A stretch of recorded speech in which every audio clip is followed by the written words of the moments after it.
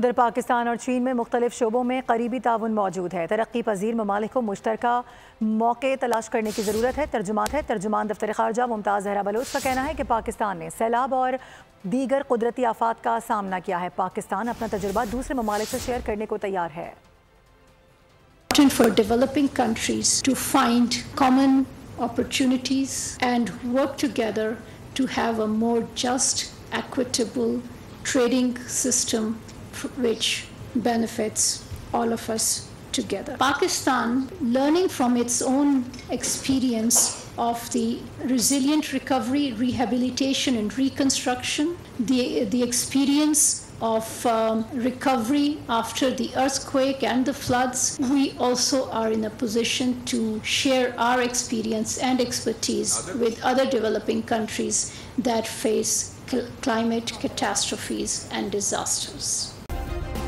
Subscribe करें और bell दबाएं ताकि कोई खबर रह न जाए।